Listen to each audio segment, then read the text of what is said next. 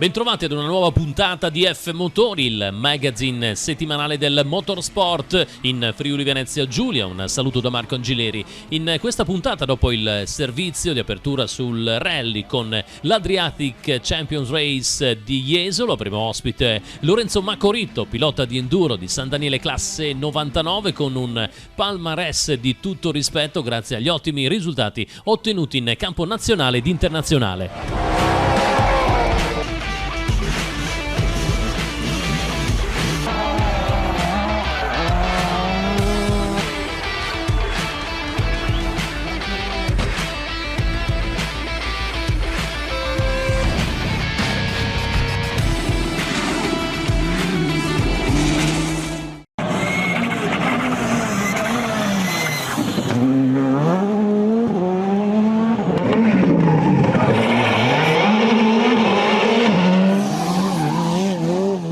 Andrea Crugnola conquista il primo Adriatic Champion Race e il primo Attilio Bettega Tribute, andato in scena a Jesolo Pineta lo scorso fine settimana. Il pilota varesino, campione italiano in carica, è riuscito a avere la meglio sul pilota russo Nikolai Griazin, vice campione del mondo VRC2 Junior, che durante la 2 giorni di gara aveva fatto registrare ottimi tempi. Al terzo posto lo sloveno Bojan Aveli, vincitore quest'anno del IRC Cup, che ha battuto nella finalina il bergamasco Alessandro Perico, che ai quarti di finale si era preso la soddisfazione di eliminare il vice campione italiano Damiano De Tommaso. Ai quarti si erano qualificati anche Nicola Sartor, eliminato da Crugnola, mentre Aveli aveva eliminato Alberto Battistolli. Pietro Longhi invece aveva dovuto cedere davanti a Nikolai Griazin. Nella gara storica a trionfare è stato Bernardino Marsura con la Porsche 911 RS, che ha avuto la meglio sulla Lancia 037 di Enrico Bonaso. Terzo gradino del podio per l'ex campione italiano ed europeo Tony Fassina. A Jesolo si è vista anche un'accesa sfida tra le GR Yaris, le vetture di Toyota che hanno partecipato quest'anno al GR Yaris Rally Cup 2022. Un registro diverso rispetto al trofeo di quest'anno, con Jacopo Facco che ha battuto il campione Thomas Paperini, che in stagione ha conquistato 4 gare su 7. Nella finale per il terzo posto Alessandro Ciardi ha battuto Marco Gianesini. Andrea Crugnola, vincitore dell'Adriatic Champion Race, quest'anno ha conquistato il titolo italiano rally assoluto grazie al determinante supporto del friulano Luca Vicario e del triestino Christian Marsic.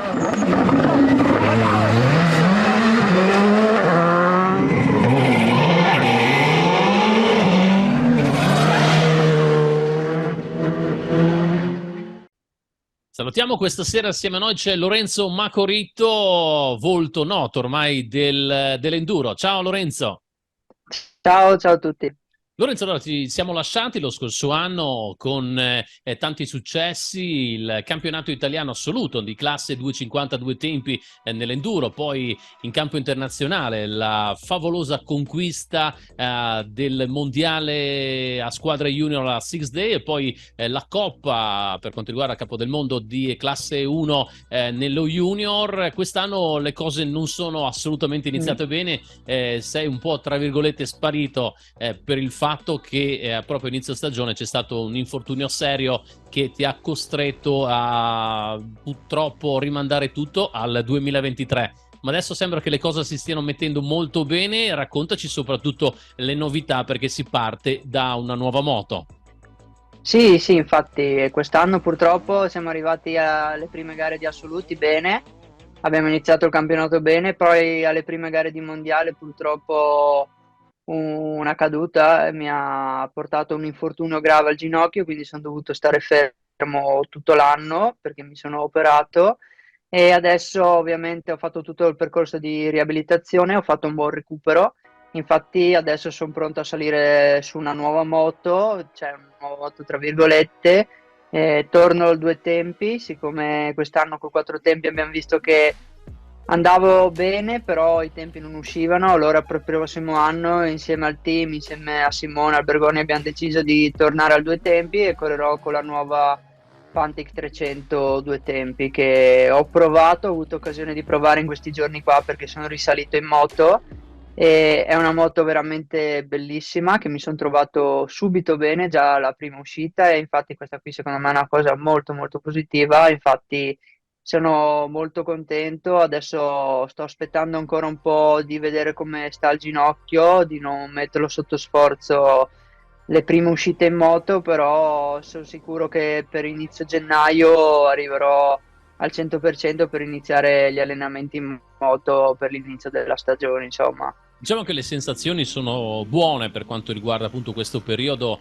e poi è chiaro che uno come te, che ormai possiamo dire un professionista, si allena molto anche fisicamente per quanto riguarda l'extra moto, cioè Mm. bicicletta, corsa, palestra, immagino.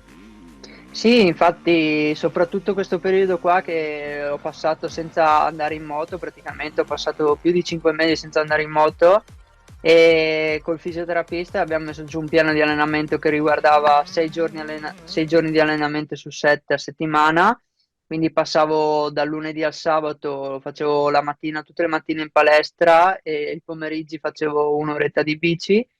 E questo da giugno fino adesso, ma comunque sicuramente adesso che è un periodo invernale, che fuori fa freddo, le temperature rigide, ci porta tutti i piloti a stare un po' di più in palestra, a preparare, a far massa, tra virgolette, quindi facciamo questo periodo di base, questo fondo di allenamento per poi portarlo durante tutta la stagione che ci servirà molto perché la palestra e la bici ci serve molto, non è solo l'allenamento in moto che va bene perché siamo arrivati a un livello che per avere più fattori, perché in moto lavori su certi muscoli, invece in palestra lavori su altri che magari in moto non usi e queste cose qui, tutti questi insieme di movimenti aiutano ad arrivare in moto più preparati, insomma.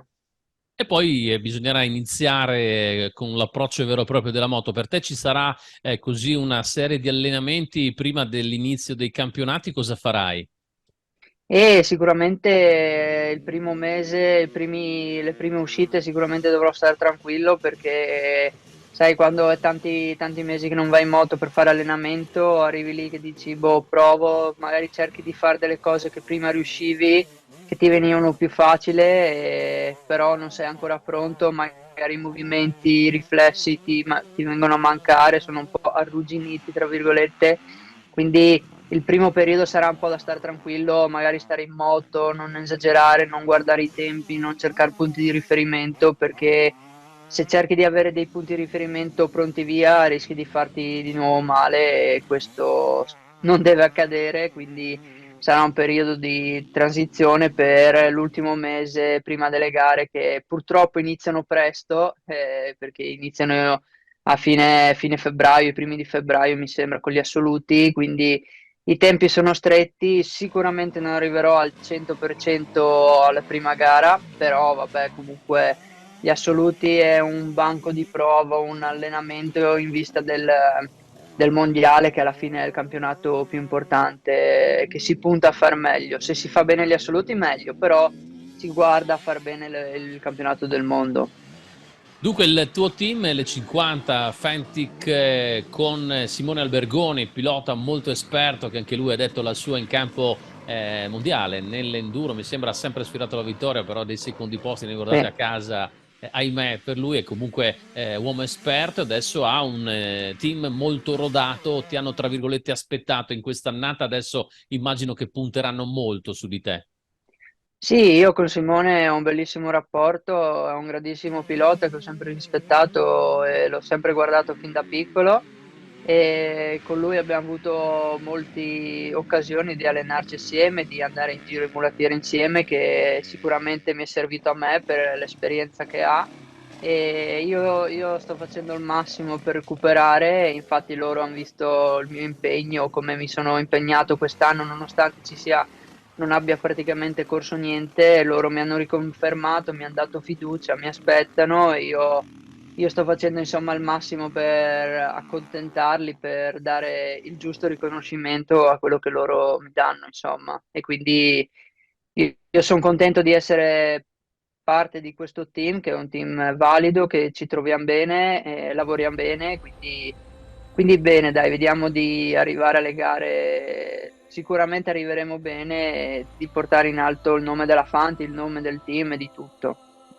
Fantic che poi è ritornata in questi anni, certamente un marchio storico italiano che in questo momento possiamo dire sta veramente facendo passi da giganti, nel senso che la moto si sta sviluppando, la stessa fabbrica appunto sta tra virgolette vendendo anche parecchio, anche grazie agli investimenti fatti proprio nelle competizioni. Questo è un segnale molto importante che hanno dato. Sì, che tutto il gruppo Fantic, tutta l'azienda sta investendo tanto negli ultimi anni, tanto che sono stato alle ICMA, cioè siamo stati invitati dal marchio, dall'azienda a partecipare tutti i piloti Fantic dove hanno presentato le nuove gamme di moto, i nuovi prodotti, le moto stradali che stanno andando tantissimo, i nuovi monopattini e anche la nuova moto, la Moto 2 che andrà a far parte ci sarà un pilota dedicato che correrà nella MotoGP, nella Moto 2. Quindi stanno investendo tanto, hanno bei numeri e da parte loro per noi ci stanno dando il massimo perché vogliono che sia sempre moto al top, che vadano le migliori che ci siano. Infatti stanno puntando tanto anche come piloti, hanno trovato un bel gruppo di piloti, quindi io da parte loro sto dando il massimo, quindi sono contenti a darci una mano. Ecco, le caratteristiche della tua nuova moto andiamo un po' a scoprirle. Tu ormai c'è poco da dire, sei pilota da due tempi, l'ho dimostrato per i risultati che hai raccolto nella tua carriera, perciò ritorni nei due tempi. Ricordiamo comunque che nella 250 hai vinto il titolo italiano assoluto, anche se eri uno junior, questo nel 2022, perciò poco tempo fa. Sì, il due tempi a me è una moto che è sempre piaciuta. E l'anno scorso, cioè scusa, quest'anno ho voluto provare a fare un cambio, però per vedere se magari era quella la moto che mi faceva fare il passo in più che secondo me avevo bisogno, però quello non è stato perché la moto mi divertivo, ma i tempi non uscivano, quindi una moto deve andare bene, ma deve anche darti dei risultati. Io col due tempi mi sono sempre trovato bene e la moto che sto usando adesso è una moto bellissima, il due tempi 300 soprattutto ha una bella maneggevolezza, ha un bel motore, è molto stabile, infatti ho avuto occasione di provarla in varie circostanze ed è veramente una moto che va bene ovunque. Speriamo che mi porta dei bei risultati, delle belle soddisfazioni, ma sono sicuro che se continuerò a allenarmi e la moto andrà bene, ne ricaveremo delle belle soddisfazioni. Senti, per il prossimo anno chi troverai negli assoluti d'Italia come piloti nella tua classe? C'è già qualche in anticipazione e poi chiaramente anche nel mondiale oppure ancora tutte le carte sono coperte? No, dai, qualche news è già saltata fuori. Purtroppo avrò in classe bei nomi come Matteo Cavallo che torna a due tempi nella 300. Avrò Morgan Lesiardo che quest'anno ha vinto la Junior dove gareggiavo anch'io.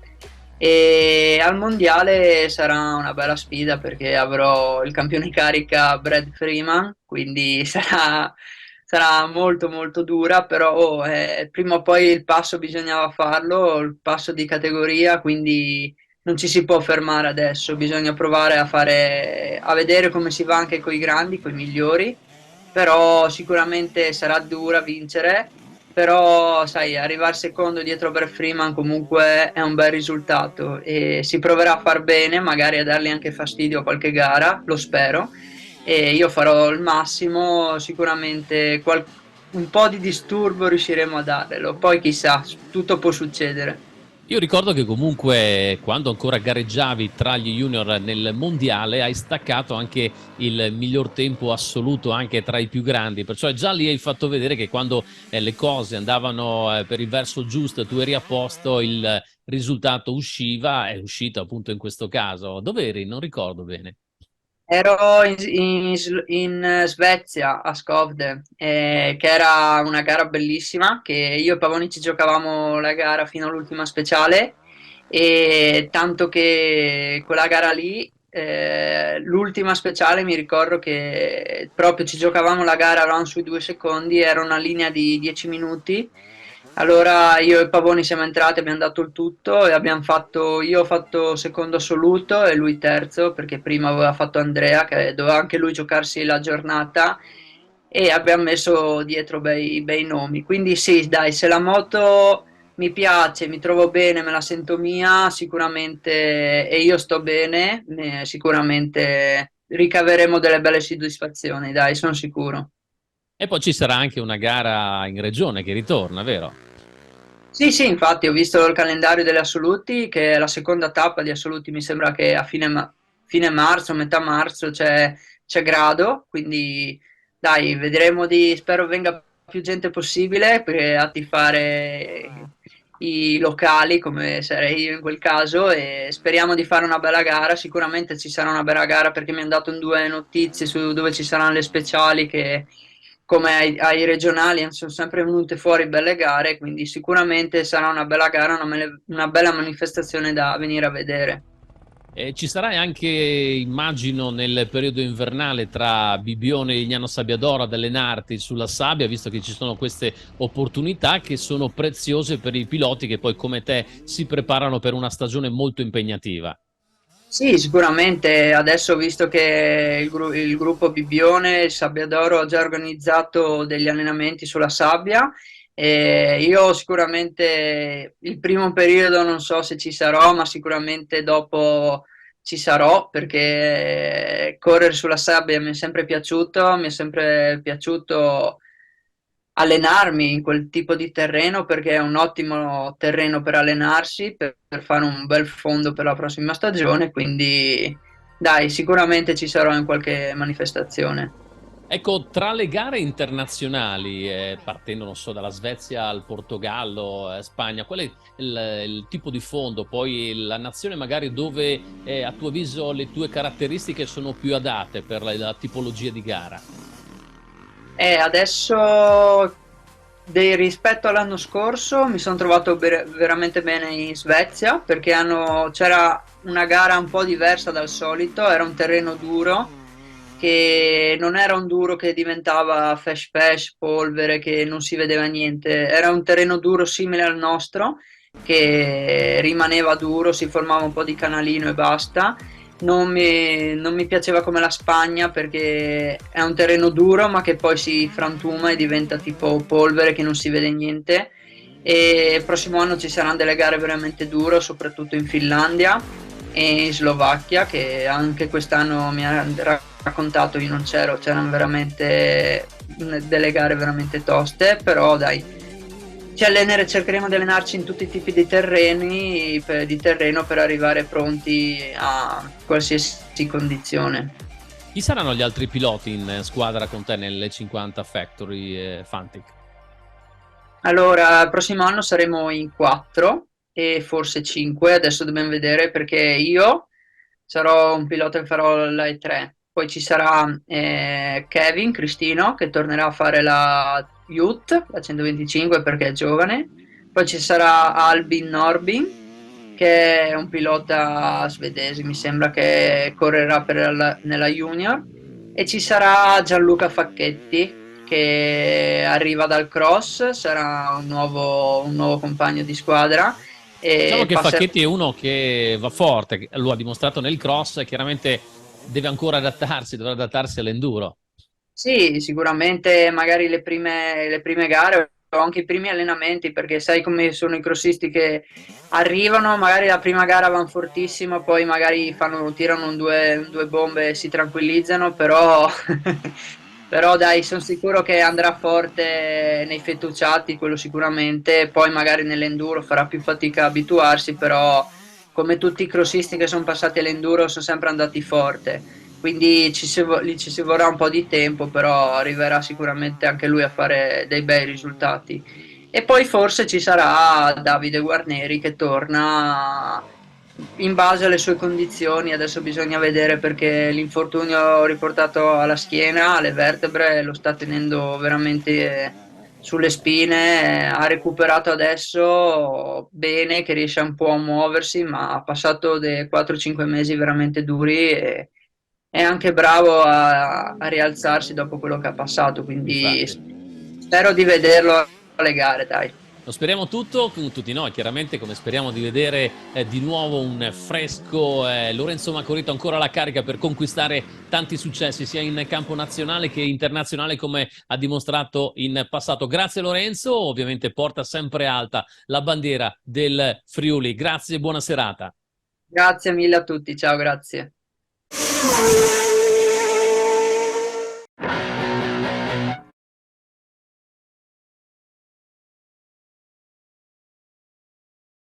Comunque è al salto del Ballath Bridge, famoso ponte a metà percorso del TT, che abbiamo avuto l'apice delle emozioni. Questo salto del Ballath Bridge è diventato famoso ancora negli anni 60-70, quando tutti abbiamo visto Agostini con l'MV 500 da gara che nel salto sembrava che prendesse il volo verso il cielo. E con questa immagine qui è rimasta impressa nella mente di tutti, negli occhi di tutti, perché come una moto da velocità possa saltare. E naturalmente quando siamo arrivati al TT ho detto dobbiamo fare il salto di Ballath Bridge. Vuoi mettere? L'hanno fatto tutti i più grandi piloti del mondo, vuoi che non li facciamo noi con i nostri piccoli bastardi? Certo. E naturalmente quando siamo arrivati a questo famoso Ballath Bridge era appena finita la gara da una mezz'ora. E allora avevo cominciato a prendere le misure, bon sì dai saltiamo, facciamo sì, allora un paio di tentativi finché a un certo punto ho detto no dai dobbiamo fare un salto di quelli che uno deve ricordarsi nella vita.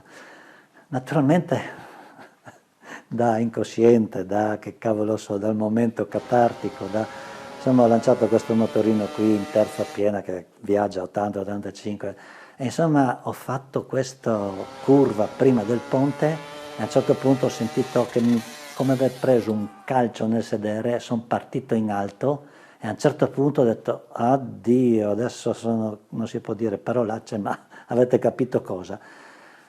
Quando ero in alto ho alzato lo sguardo e ho detto sono nel cristallo centrale della macchina che proveniva in direzione perché avevo occupato la corsia di destra viaggiando a sinistra e ho buttato giù questo motorino di forza, ho detto devo salvarmi, ho puntato la punta e ho fatto un atterraggio come vero in MotoGP e ho schivato un po' una macchina e l'altra. Ho fatto finta di niente, ma credetemi mi si è stretto qualcosa, ma di molto. Ho avuto però l'ironia di dire che sono stato visto dall'alto da il famoso folletto dell'isola al Fiery Bridge.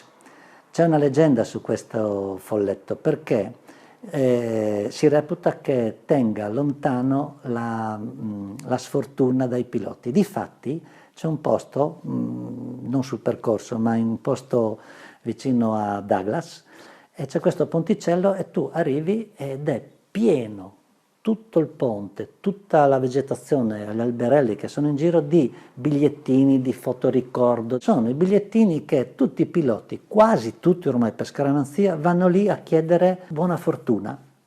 E siamo stati anche noi il giorno prima e abbiamo scritto tutti i nostri bigliettini, no? Per essere piloti veri. Beh, io credo che questo folletto abbia lavorato tutta la settimana e penso che abbia tirato su anche le maniche per tenerci, non solo guardati, ma che ci abbia avuto così si può dire, no? Culo. Ecco, ok.